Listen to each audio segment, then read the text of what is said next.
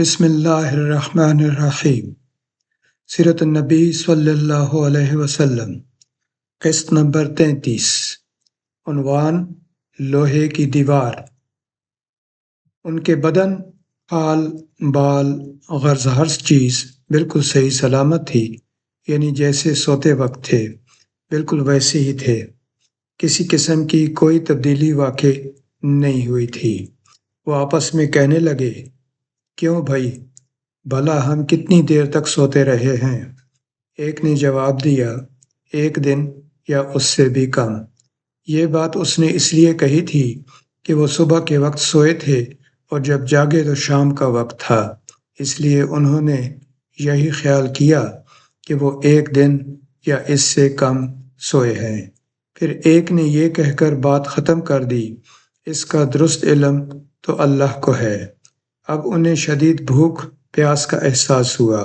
انہوں نے سوچا بازار سے کھانا منگوانا چاہیے۔ پیسے ان کے پاس تھے، ان میں سے کچھ وہ اللہ کے راستے میں خرچ کر چکے تھے، کچھ ان کے پاس باقی تھے۔ ایک نے کہا، ہم میں سے کوئی پیسے لے کر بازار چلا جائے اور کھانے کی کوئی پاکیزہ اور عمدہ چیز لے آئے، اور جاتے ہوئے اور آتے ہوئے اس بات کا خیال رکھے کہ کہیں لوگوں کی نظر اس پر نہ پڑ جائے۔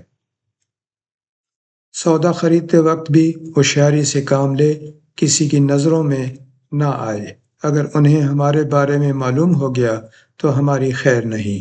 دقیانوس کے آدمی ابھی تک ہمیں تلاش کرتے پھر رہے ہوں گے۔ چنانچہ ان میں سے ایک غار سے باہر نکلا، اسے سارا نقشہ ہی بدلا نظر آیا۔ اب اسے کیا معلوم تھا کہ وہ 309 سال تک سوتے رہے ہیں۔ اس نے دیکھا کوئی چیز اپنے پہلے حال پر نہیں تھی۔ شہر میں کوئی بھی اسے جانا پہچانا نظر نہ آیا۔ یہ حیران تھا، پریشان تھا اور ڈرے ڈرے انداز میں آگے بڑھ رہا تھا۔ اس کا دماغ چکرا رہا تھا، سوچ رہا تھا، کل شام تو ہم اس شہر کو چھوڑ کر گئے ہیں، پھر یہ اچانک کیا ہو گیا ہے؟ جب زیادہ پریشان ہوا تو اس نے اپنے دل میں فیصلہ کیا، مجھے جلد از جلد سودا لے کر اپنے ساتھیوں کے پاس پہنچ جانا چاہیے۔ آخر وہ ایک دکان پر پہنچا، دکاندار کو پیسے دیے اور کھانے پینے کا سامان طلب کیا۔ دکاندار اس سکے کو دیکھ کر حیرت زدہ رہ گیا۔ اس نے وہ سکہ ساتھ والے دکاندار کو دکھایا اور بولا، بھائی ذرا دیکھنا یہ سکہ کس زمانے کا ہے۔ اس نے دوسرے کو دیا۔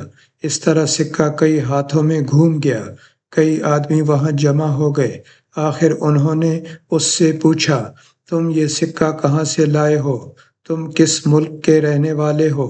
جواب میں اس نے کہا، میں تو اسی شہر کا رہنے والا ہوں، کل شام ہی کو تو یہاں سے گیا ہوں۔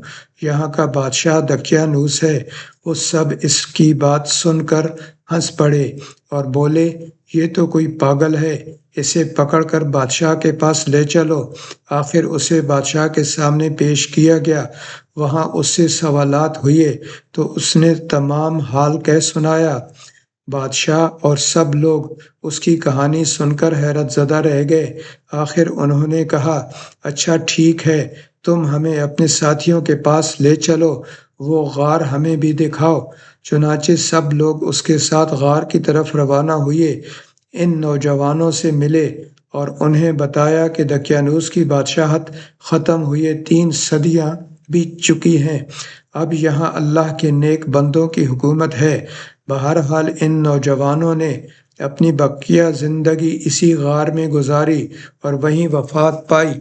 بعد میں لوگوں نے ان کے اعزاز کے طور پر پہاڑ کی بلندی پر ایک مسجد تعمیر کی تھی۔ ایک روایت یہ بھی ہے کہ جب شہر جانے والا پہلا نوجوان لوگوں کو لے کر غار کے قریب پہنچا تو اس نے کہا، تم لوگ یہیں ٹھہرو، میں جا کر انہیں خبر کر دوں۔ اب یہ ان سے الگ ہو کر غار میں داخل ہو گیا۔ ساتھ ہی اللہ تعالیٰ نے ان پر پھر نیند طاری کر دی۔ بادشاہ اور اس کے ساتھی اسے تلاش کرتے رہ گئے، نہ وہ ملا اور نہ ہی وہ غار انہیں نظر آیا۔ اللہ تعالیٰ نے ان کی نظروں سے غار کو اور ان سب کو چھپا دیا۔ ان کے بارے میں لوگ خیال ظاہر کرتے رہے کہ وہ 3 تھے اور چوتھا ان کا کتا تھا، یا 5 تھے اور چھٹا ان کا کتا تھا، یا 7 تھے 8واں ان کا کتا تھا۔ بہرحال ان کی گنتی کا صحیح علم اللہ کو ہی ہے۔ اللہ تعالیٰ نے اپنے نبی صلی اللہ علیہ وسلم سے ارشاد فرمایا، ان کے بارے میں زیادہ بحث نہ کریں اور نہ ان کے بارے میں کسی سے دریافت کریں، کیونکہ ان کے بارے میں لوگ اپنی طرف سے باتیں کرتے ہیں، کوئی صحیح دلیل ان کے پاس نہیں۔ مشرکین کا دوسرا سوال تھا، ذوالقرنین کون تھا؟ ذوالقرنین کے بارے میں تفصیلات یوں ملتی ہیں، ذوالقرنین ایک نیک، خدا رسیدہ اور زبردست بادشاہ تھا۔ انہوں نے 3 بڑی مہمات سر کیں۔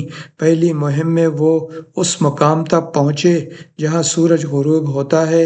یہاں انہیں ایک ایسی قوم ملی جس کے بارے میں اللہ نے انہیں اختیار دیا کہ چاہیں تو اس قوم کو سزا دیں، چاہیں تو ان کے ساتھ نیک سلوک کریں۔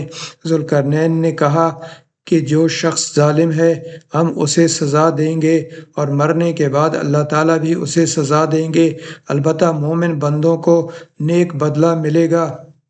دوسری مہم میں وہ اس مقام تک پہنچے جہاں سے سورج طلوع ہوتا ہے۔ وہاں انہیں ایسے لوگ ملے جن کے مکانات کی کوئی چھت وغیرہ نہیں تھی۔ تیسری مہم میں وہ 2 گھاٹیوں کے درمیان پہنچے۔ یہاں کے لوگ ان کی بات نہیں سمجھتے تھے۔ انہوں نے اشاروں میں یا ترجمان کے ذریعے یاجوج ماجوج کی تباہ کاریوں کا شکوہ کرتے ہوئے ان سے درخواست کی کہ وہ ان کے اور یاجوج ماجوج کے درمیان بند بنا دیں۔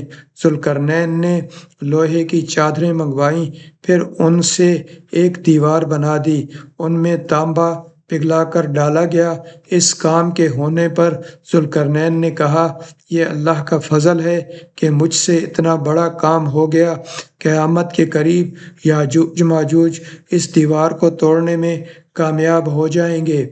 ذوالقرنین کے بارے میں مختلف وضاحتیں کتابوں میں ملتی ہیں۔ قرنین کے معنی 2 سمتوں کے ہیں۔ ذوالقرنین دنیا کے 2 کناروں تک پہنچے تھے، اس لیے انہیں ذوالقرنین کہا گیا۔ بعض نے قرن کے معنی سینگ کے لیے ہیں، یعنی 2 سینگوں والے۔ ان کا نام سکندر تھا، لیکن یہ یونان کے سکندر نہیں ہیں جسے سکندر اعظم کہا جاتا ہے۔ یونانی سکندر کافر تھا، جبکہ یہ مسلم اور ولی اللہ تھے۔ یہ سام بن نوح علیہ السلام کی اولاد میں سے تھے۔ خضر علیہ السلام ان کی فوج کا جھنڈا اٹھانے والے تھے۔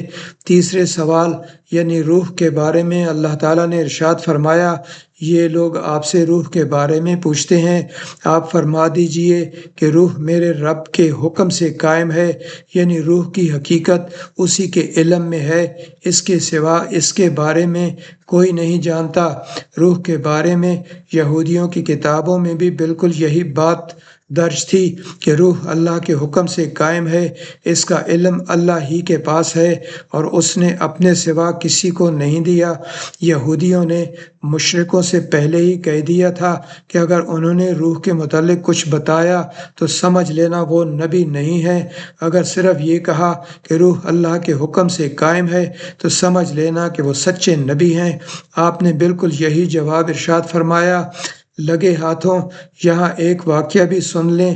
جب مسلمانوں نے ہندوستان فتح کیا تو ہندو مذہب کا ایک عالم مسلمان عالموں سے مناظرہ کرنے کے لیے آیا۔ اس نے مطالبہ کیا، میرے مقابلے میں کسی عالم کو بھیجو۔ اس پر لوگوں نے امام رکن الدین کی طرف اشارہ کیا۔ یہ سلسلہ ابھی جاری ہے۔ اس کتاب کا نام ہے سیرت النبی صلی اللہ علیہ وسلم قدم بقدم۔ اس کے مصنف ہیں عبداللہ فرانی۔ عبداللہ فرانی ہفتہ وار سالہ بچوں کا اسلام کے ایڈیٹر اشتیاق احمد رحمۃ اللہ علیہ کا قلمی نام ہے۔ برائے مہربانی چینل کو سبسکرائب کر دیں۔ شکریہ۔